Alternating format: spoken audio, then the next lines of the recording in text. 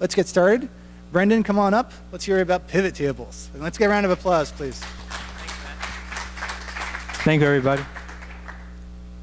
It's like Matt. Thank you, Matt, for the introduction. So today I'm going to be talking about the UX of pivot tables and how to close the loop between the presentation and the exploration of data. First, a little bit about myself. My name is Brendan Doohan. I'm working as a UX researcher in New York City, working on pivot tables right now and mobile advertising. So you look at the Google searches for the terms spreadsheet and pivot table, and spreadsheet gets 90,000 searches per month on average, and pivot table not far behind at 74,000. So this just shows these are relevant things that people are searching for regularly on a monthly basis. But before we go too far, just can quickly give a brief definition of pivot table. So you have a big spreadsheet with lots of data, lots of rows and lots of columns. This one is the sales of candy on over the year of 2014. And you want to summarize that data. So you have a pivot table, which quickly and efficiently organizes the data so you can look at sales for each type of candy for each quarter. To do this by hand would take a lot of time. So I want to look into pivot tables, why people use them, and how they use them. So I surveyed 82 pivot table users and had 4 one-on-one interviews with people who use pivot tables in their career. I interviewed somebody from UX, somebody who works in insurance, somebody who works in finance, and then somebody who works as a government contractor. And even there's 4 different industries. They all use pivot tables in similar ways. The most common use of pivot tables I found was to sort and organize data. So people taking large data sheets and summarizing them quickly. And the reason they're doing this is because they want to look for insights. How to make more money, how to reduce costs. And they're also doing this looking for these insights in a sea of data. We're talking 1,000 rows by 25,000 columns. So that's why they use it. How do they use pivot tables? So there's basically a common workflow between all of them. They start with a pivot table, they copy and paste the pivot table, and they put it in a presentation. It's either a PDF, an email, or a PowerPoint, and that gets shipped off to the management, the team, or other stakeholders. The thing is, there's a problem with this workflow, is that it's very insular. You have one data analyst looking at the data with his or her own biases and limitations, and then presenting that to the manager who is not involved at all with the analysis of the data. Other people want to be able to play with the data and explore it themselves.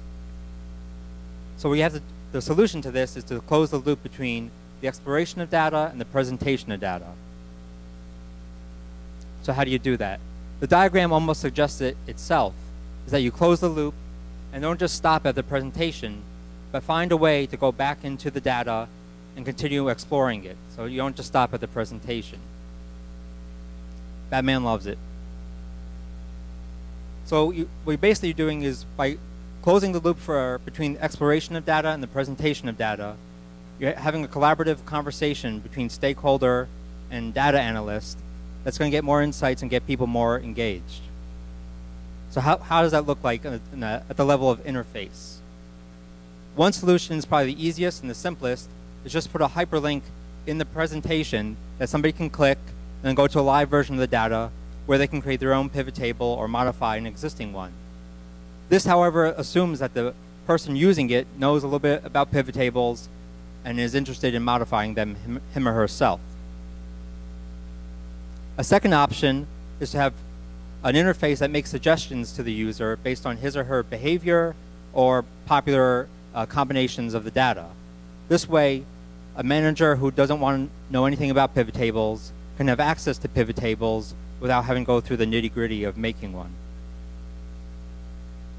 The third option I came up with was to have a shared multi-device exploration of data, where there's no difference between exploring data and presenting it. So you have a conference room where you have the pivot table on the screen. You have your stakeholders there, Batman included. And then the presenter using his iPhone, can create a pivot table that the stakeholders can view on the screen. And then each different person at the meeting can also take turns modifying the pivot table and also creating their own. That way, there's no difference between exploration and presentation of data. It's happening simultaneously with the same people, and now it's shared and engaged. So some of the key takeaways is that you need to close the loop between exploration of data and the presentation of data, and that the way to do this is through collaboration between stakeholders and the data analysts. Do you have any questions? Awesome. Thank you guys so much. Oh, one question from Alan.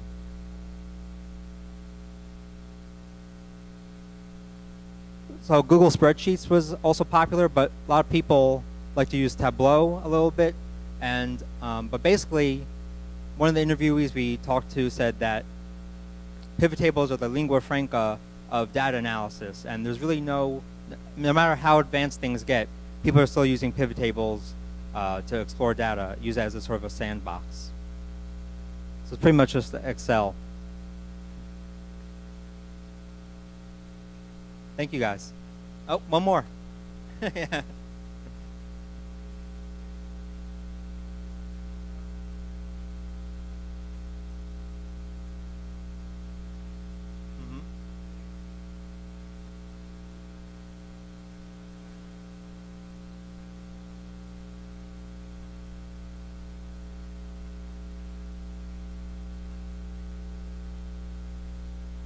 It varied a lot between different users and different cases.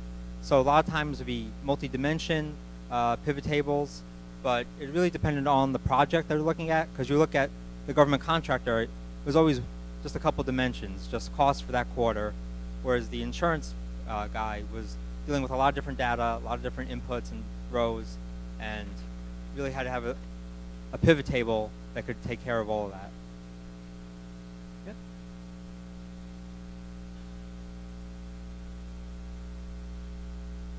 Right, so what they would do is they would copy and paste the pivot table, put it into a PowerPoint, and have some text before and after the pivot table to sort of set up the pivot table, and then have some takeaways for the management who's going to go into a meeting to make a business decision.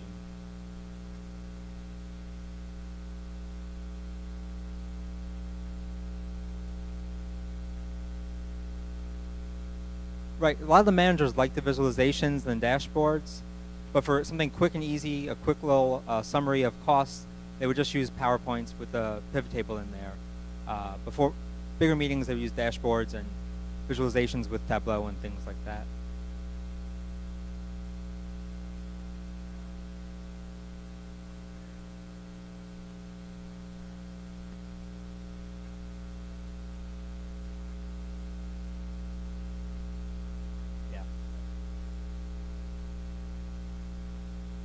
A lot of the managers who didn't even want to use pivot tables were still curious about moving things around, tweaking things a little bit, even though they didn't want to know anything about pivot tables. They liked being able to get involved a little bit, so I thought that second option was a way that they can get involved without having to look under the hood, really.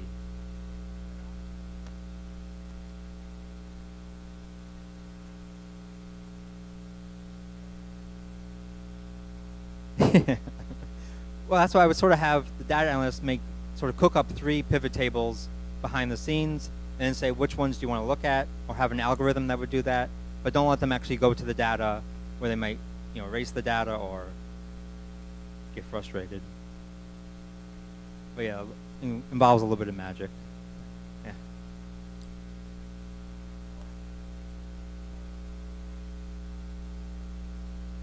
Right, that's correct.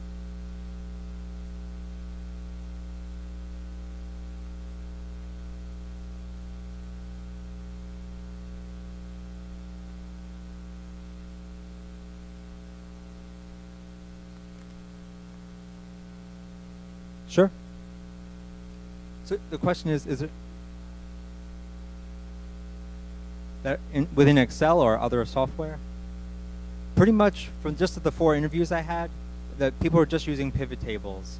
And that's what the part that was most interesting to me was that no matter how complex, these were Fortune 500 companies, no matter how complex the data they're looking at, they still use the same pivot table interface, to explore data. And then they would sort of pretty it up with something like Tableau, or some other type of visualization software to join the pivot table, but pivot tables were still how people were exploring data in the beginning. Sure.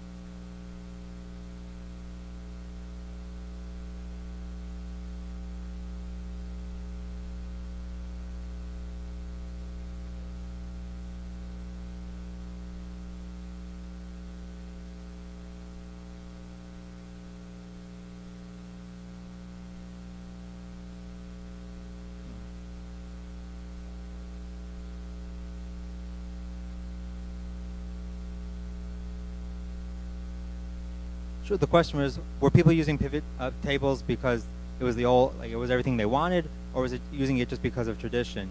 I thought a little bit of both, because from the interviews I could definitely tell there was limitations to Excel that people were experiencing, and that they were getting frustrated by just, you know, how sort of much of a workaround there is having to go from Excel to PowerPoint to PDF to an email, and how they wish there was just one interface that they could use. But they still use Excel all the time because it's just what you know, it's what you learned and what other people are using, and there's no, do you have this version of Tableau? You know, pivot tables works for whatever teammate you're working with.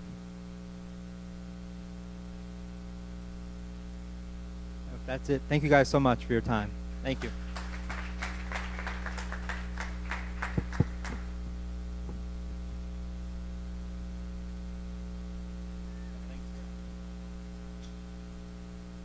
All right, thank you very much, Brendan. That was awesome. I didn't even think about, we were at Pivotal talking about pivot tables.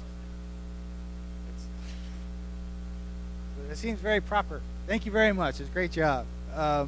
Okay, so up next, to continue this amazing world of data and UX we continue to travel through tonight, we're going to take a look. We're going to have David Carroll come on up here. Come on, let me just find his thing. Computer. Okay. All right, so here comes David Carroll. Let's get a round of applause. Thank you, Matt. Thanks for that introduction. So I'm really glad to be here, and it's funny because I'm going to talk about something really different, but actually the same, because I'm actually still talking about the challenge of exploring huge amounts of stuff in a nicer way. So I don't know if Glossy is the pivot table of the publishing industry. You'll tell me after this. So really what I'd like to do is tell you the story of this. This is a new startup. I'm an associate professor of media design at Parsons, the New School for Design. And this is a new faculty and student startup that's been founded here in New York. So in some ways, this is really just a New York startup story. So at the minimum, you can take that away. But at the most, it's an opportunity for me to share what we're up to and get your feedback about it. So this is very new stuff. We just had our demo day 2 weeks ago tonight at the Made in New York Media Center, where we're incubating. And this is not a pitch deck, so don't worry. I'm not asking for money. But I'm excited to show you what we've been making and sort of put it in the context of UX and data more broadly. So Glossy is a visual archive of premium editorial content. So that means it's only stuff created by the publishing industry. There's no user-generated content, just stuff created by professionals. And we wanted to make it explorable on any device, and no logins required. These were kind of our design visions. And believe it or not, this is not possible today. You think it is, but it's not. Most of this content is trapped in glorified PDFs that they call replicas. It's not searchable, it's not findable, it's kind of a disaster. And also, in the spirit of people's greater sensitivity to privacy and their data, there's just an article today in the Times. Pew Research just did a survey and really surprising results about how skeptical consumers are of both industry and the government as it relates to protecting their privacy. And you'd be surprised, young people are a lot more scared about it than us grown-ups. But back to Glossy, what we're trying to create here is a trending view of industry that does not exist, create these visual snapshots of across publications rather than just within, and create the ability to glimpse into articles, and most importantly, signal serendipitous connections between them that we're not seeing. And indeed, as people explore this huge archive that's basically just gathering digital dust, we want to be able to share those journeys as well as destinations. So a kind of expanded idea of what it means to share things online. And it's not just a bunch of old stuff. New articles appear in real time. So this idea of the archive is now and then. It's really easy to talk about the problems we solve for the industry. It's harder to talk about the problems we solve for ordinary users. But clearly, this is an industry that needs to make more revenue. We all know this. But their treasure is just gathering digital dust. Nobody's looking at it. Nobody's doing anything with it. And the industry is struggling to create a mobile-ready experience. And again, when was the last time that you had a really satisfying experience on your mobile device with traditional publishing companies? And indeed, younger audiences are going to demand an all-new model anyway. So we're really responding to this. So some statistics that verify this is kind of a big deal. According to Pew, in the Internet and American Life project, 47% of adult Internet users would be classified as social curators. That is, you post things to sites for the purpose of sharing. So raise your hand if you consider yourself in this 47%. That is, you have posted a piece of media to a site for sharing. Raise your hand. Let's see if this is statistically accurate. Yeah. I'd say from here about 47% of the room is doing this. So you're sharing for the other half. I already said this, magazines need a better experience. So of the people that read magazines and newspapers, a third do it on a mobile device. So now raise your hand if you read a publisher-produced content product on your mobile device. Yeah, about a third. See, this stuff works. Wow.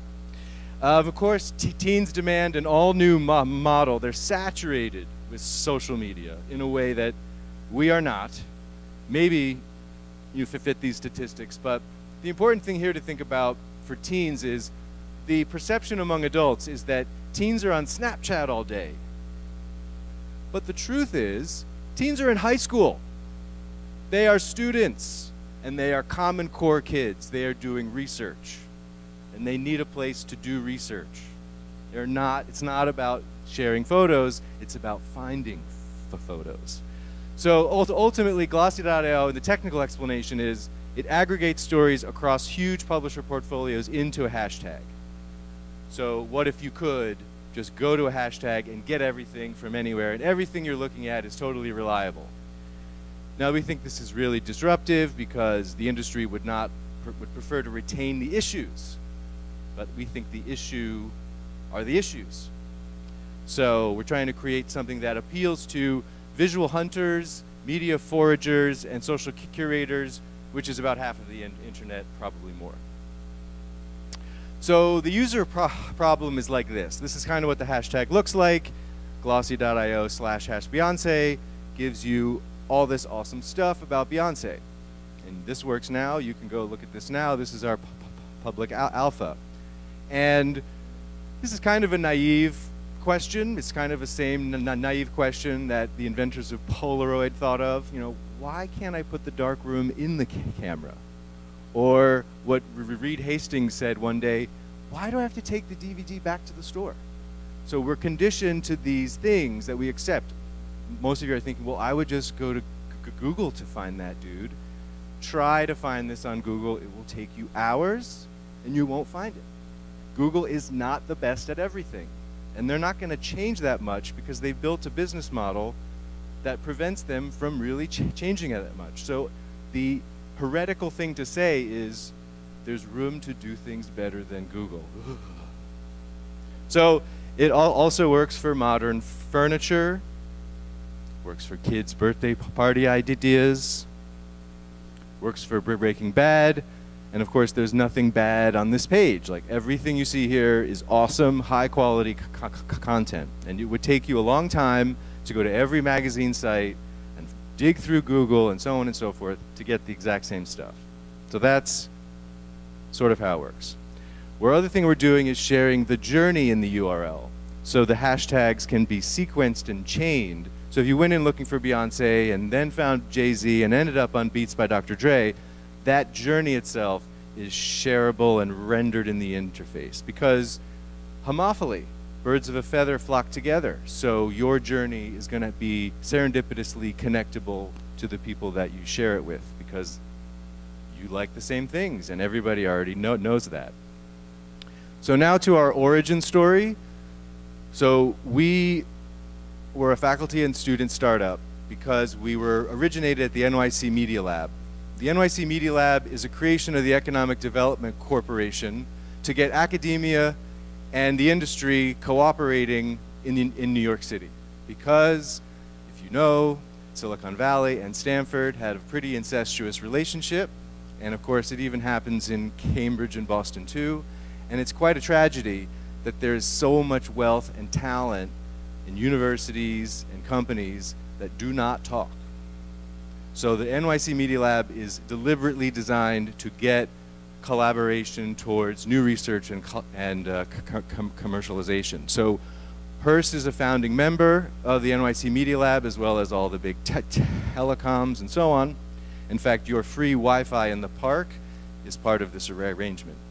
So Hearst approached us and said, we have this huge archive, let's do something cool with it. We have this new API, let's do something cool with it. You have talented students, we have awesome stuff, let's do something. So last summer, for 3 weeks, we were embedded, we had full access, keys to the kingdom, unprecedented. Anyone we wanted to talk to, at the table, boom.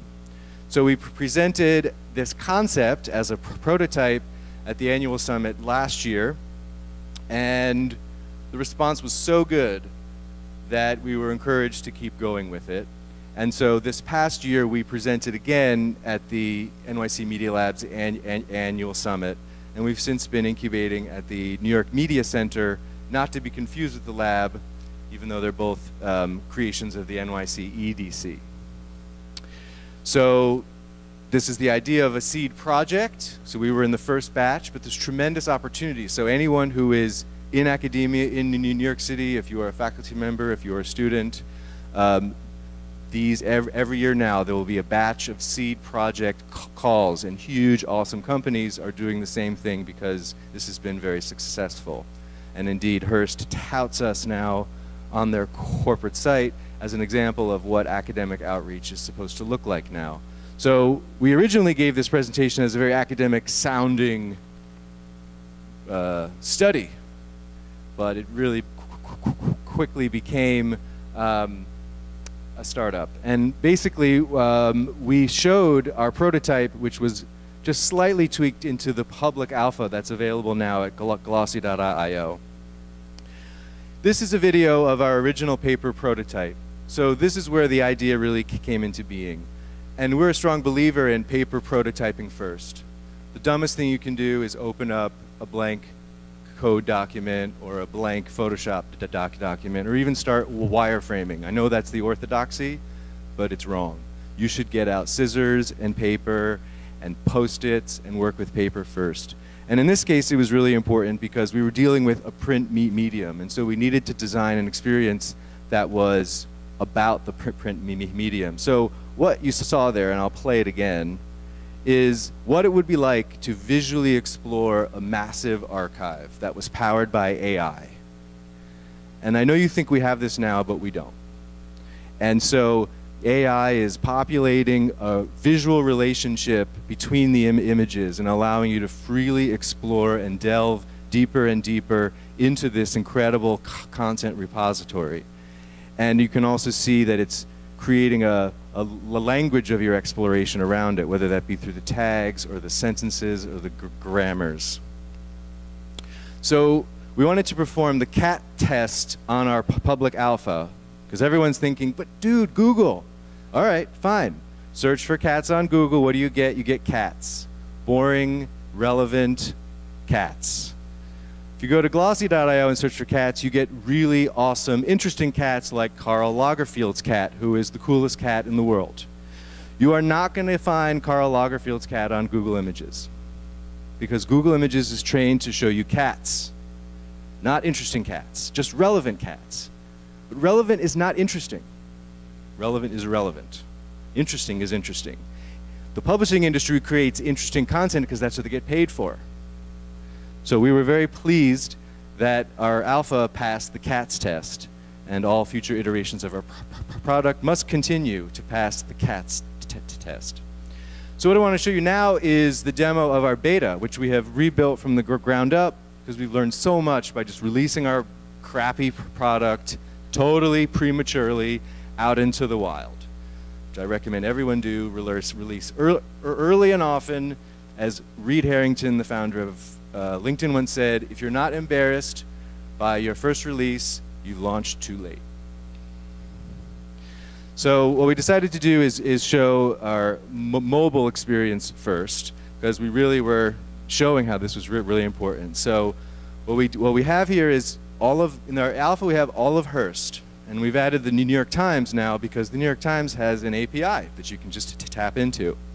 So you can see what we're doing here is we're trying to create this highly visual user experience where you're drawn into articles by the image, and then you get a little sort of glimpse into it, and then you're able to open it. And we have interesting social features where you can create clippings, and your trails are automatically connected to your account. I'll go into things in a little bit. And then we really wanted our desktop feature to be much more robust. The loading needed to be at least as good as Pinterest or better. And so we were able to accomplish that. So we're searching for Beyonce here, and we're getting Beyonce articles across all of the great properties at Hearst, and we're creating this idea of a card-based UI where you get a quick summary and then these visual tags. So we're trying to make tags visual themselves. So here I'm now looking at business. We've got all the business articles, scrolling through, scanning. Is that a marijuana leaf? It is. Oh my goodness. And then here it is, an article on Esquire about how strong the Denver edibles are. Would have never found this. Really interesting stuff. You're not going to find it when you go to Google, and you're not going to appreciate what wonderful content the publishing industry is providing for us about all the new businesses cropping up all over the United States. So let us see now. Okay, you're probably thinking, man, this is so like everything else I see. Well, we're trying to say it's not. First, if we look at it from a perspective of technology, you have HTML, you have PDF, you have lists, you have cards, and we've tried to map out the prevailing, our favorite at least, digital media products. And you can see we're up in the hinterlands with Circa in creating a card-based interface which is insistently reliant on HTML. If we look at it not in a technological sense, but in sort of an industry sense, is content bundled into the issue, or is it unbundled into the article or even the topic? And so again, we find ourselves all alone, totally unbundling content, not just into the article, but into the topics around it. And so this certainly helps to show how we are thinking very differently about how the industry should be distributing its content. Indeed, we believe it's highly curated because everything is produced by the industry. So indeed, by eschewing user-generated content, we inherently create something all the more curated, right? So this is part of a trend. The industry, as it gets rid of legacy bundles that are based on distribution of materials. So like albums are because they needed to put stuff on a thing to buy in the store. We don't need that store anymore. We have Spotify. It's in the cloud. It's on an app. It's even happening with the cable industry. That cable box is the technical requirement to sell you a bundle of services. But it's becoming shows and apps. It's in the cloud. So We think the same thing is going to happen with the publishing industry, as they don't need to print a book every week or every month. So we are developing a business model. I often get this question, how are you going to make money? We're going to make money. We have some ideas. A lot of it has to do with the prevailing issues of the day, that, you know, customers, users are starting to reject targeted advertising. They're calling it creepy. They're really annoyed by it. It's maybe not going to work forever. And what's interesting is the publishing industry is really good at making awesome ads, but they've totally failed at bringing it to the digital reality. And privacy is increasingly important to customers, and people want more control over it. And advertising is the enemy of that. So how do we resolve that? Huge opportunity. And then subscriptions. Why do we need to buy a subscription to an issue if we don't need the issue? What if we could subscribe just to an article? What if we could subscribe to a topic? What if I could subscribe to Taylor Swift because I secretly love her and I want everything that's ever published about her and I just want to have that? So we are just a very small team. We all come from the MFA Design and Technology program. So like I said, but what's fun is people I'm working with, you know, came from different backgrounds. So for example, my full stack developer, Alex, she was a beauty editor at Self. And she went to grad school and she said, I want to learn how to code. And so she's built our AI. You know, and from someone, Jorge came from the advertising industry in Latin America and is like an amazing genius, and it's just wonderful to work with these people. We also have interesting advisors. We definitely need the legends of the field themselves, so we had to get people from folks like Time Inc. and Self to advise us on how this crazy industry works. So definitely special thanks to the institutions of New York that created this, and indeed that's why this is if anything, it's just a really nice New York City startup story, because this is a startup that couldn't have been started in Silicon Valley, couldn't have even been started in Cambridge, that it's about the industries and the wealth of our city. So very happy to be sharing it with you today. I would be happy to call up our live public live beta before it's released, just to show you it does indeed work, and happy to field any questions. Sure.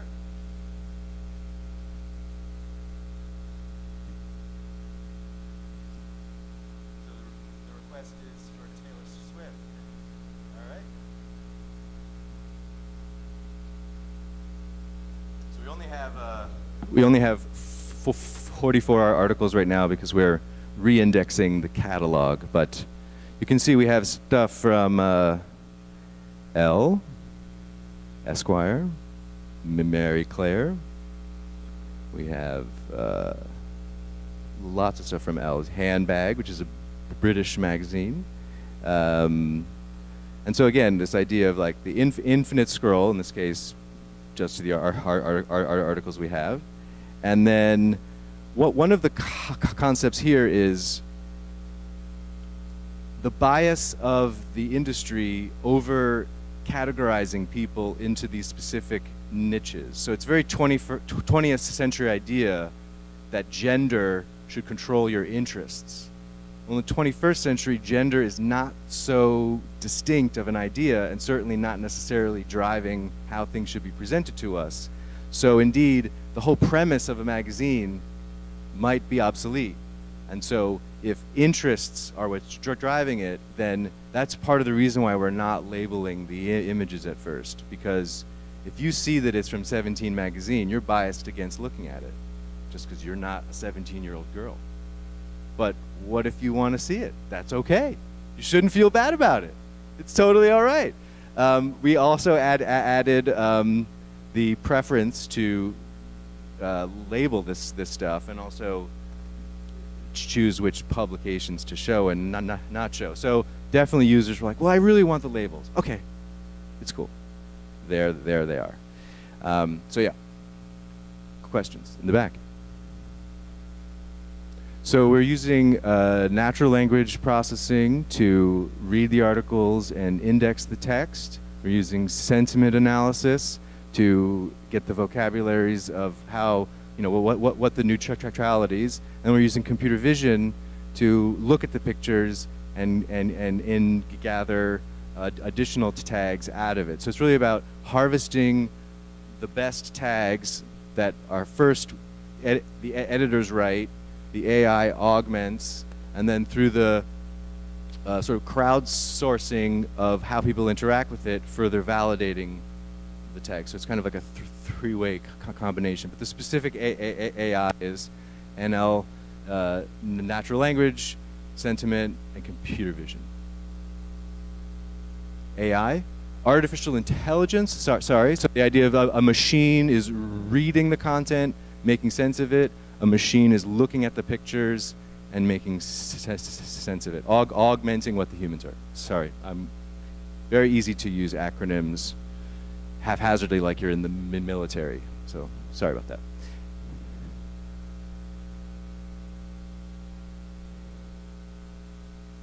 Sure. So we have the New York Times in here, so they're on behind a paywall, but we're not busting through that. So the idea is you click through and then you're subject to the paywall just as anyone else would be. The revenue shares is part of the business products that we're in the process of creating in partnership with the publishers. And we believe we need to employ a kind of lean startup mentality to figure those out. So basically, like by performing tests to figure out what people would pay for, what kinds of ads would be useful. So we're not going to say we know the answer. We're going to say we have hypotheses we want to test through those methodologies. Back?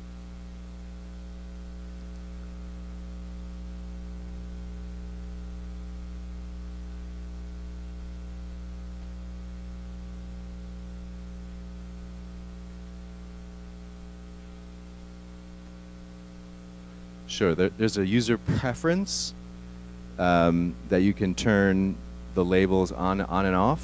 So it's really up to the user.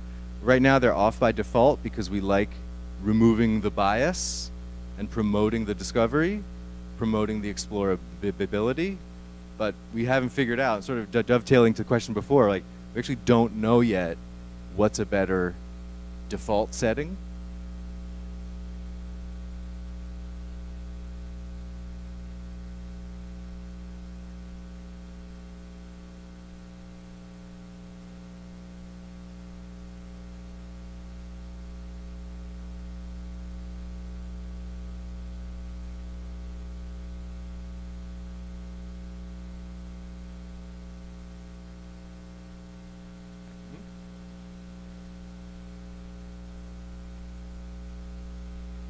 Sure. Well, people don't go to this to find things. That's what Google's for. You go here just like you go, like when you go into Hudson News, you just like want something. You don't know what you want. That's what this is for. Or when you're at the doctor's office, you just pick up a magazine. You just want to look at it.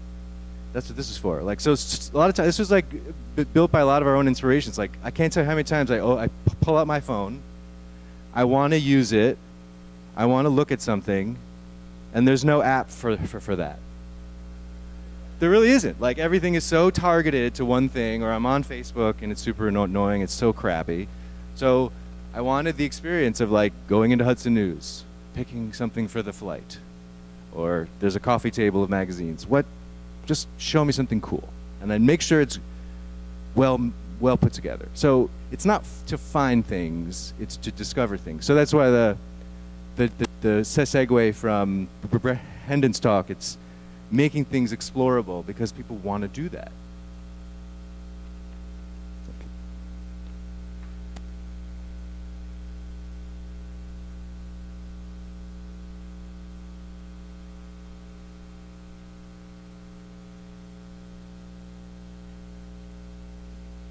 Good question. Yeah, we're just doing editorial content first. But we think there's lots of exciting opportunities to bring video into this. And the same engines can index video the way we're indexing print and text-based content. So basically, when we can index the caption text of a video, it's basically an article. And indeed, like The Daily Show creates their montages of news, making fun of Fox News. They do that by searching the caption text. They don't watch Fox News all day. So there's plenty of indexable assets out there that haven't been brought to a consumer level. So that's part of it, yeah.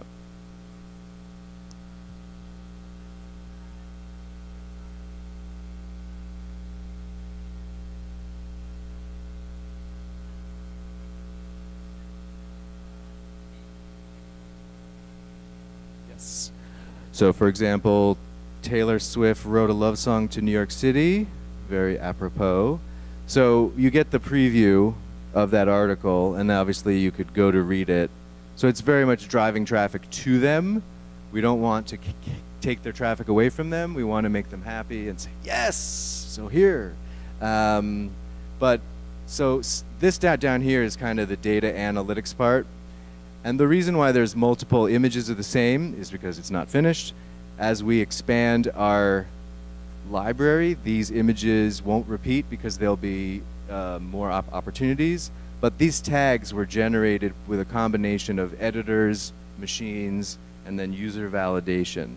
So for example, you could look up love, and now there's a lot of stuff on love, so that's great.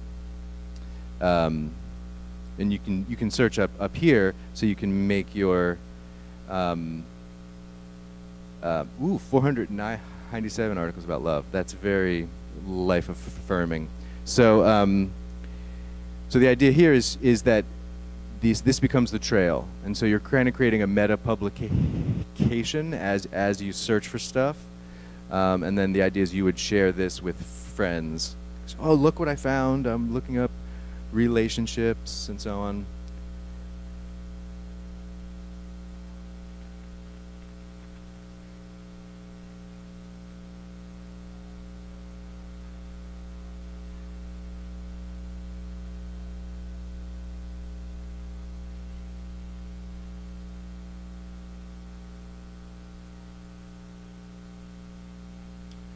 We are and will have to forever, yes. So right now we have, on the public alpha that's at Glossy IO now, it's all of Hearst going back about 10 years. And the New York Times has 14 million articles, and we haven't done all of that yet. So the idea is if a publisher can put it in their API, then its rights cleared. So we're not scraping and harvesting and doing, we get stuff that is already viable, and we don't, that's part of the promise of quality. It's like coming directly from it, and we're not stealing it, we're partnered to present it. Yes. Yes.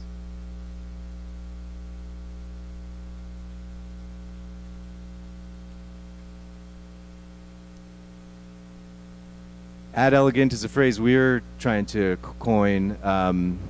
It's not native advertising. Ad elegant is like this. So you pick up a copy of Elle magazine or Vogue. You know, like most of it is ads, and all of them are elegant.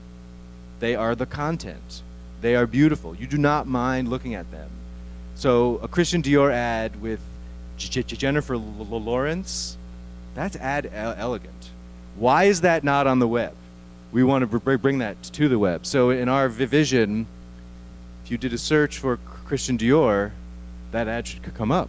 And it should come up and should be presented in a card just like this. And if you do a search for Jennifer Lawrence, well, of course you want to see her new Christian Dior campaign. It's content. It's not ad. That's ad elegant. So a whole different idea. Not trying to deceive you and fooling you that it's content when it's not. It's an ad, and I'm okay with that. It's an ad. I like that ad. And that's what it is. Ad elegant, not deceptive. Yep.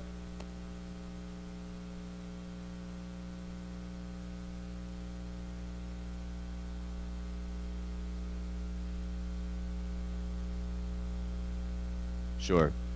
So at this stage, we're trying to win the hearts and minds of the publishing industry. So we're definitely trying to like drive traffic to them.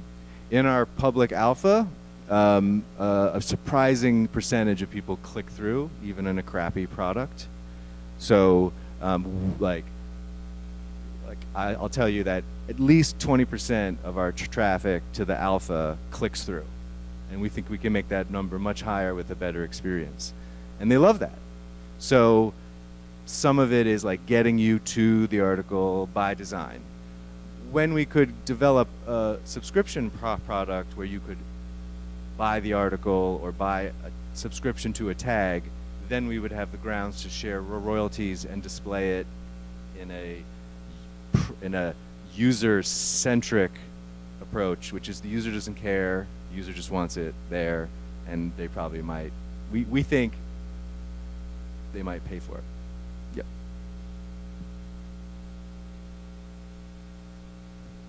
Thank you so much. Would love your feedback. Thanks for having me, Matt.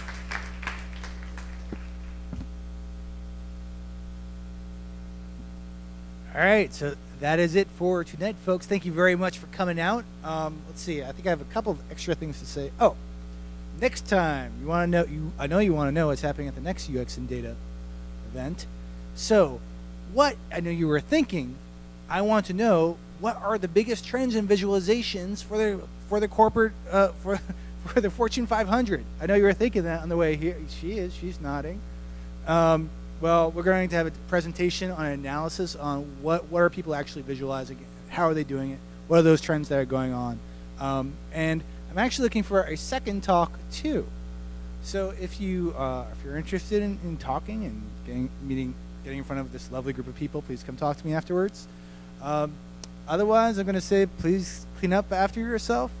You stick around, say hello to each other, have another beer. Oh, do we have a question? An announcement. I'm very excited. Let's hear what it is. Thanks. Hi, my name is Sam Lyon. I work for HOK. It's an architecture and design and strategy firm. We're looking right now for someone to work with on our team who does data visualization and who likes doing data visualization, who is not afraid of data and knows how to deal with it and make it tell a story. So if you're interested in doing that and or just want to learn how we use visualizations to convince companies to design space differently, come talk to me. I'm over here. Thanks. Thank you very much. Okay, I think that's the grand conclusion for the night. So thank you very much for coming. Have another drink, chat, and enjoy yourself. And I hope to see you next month. Thanks.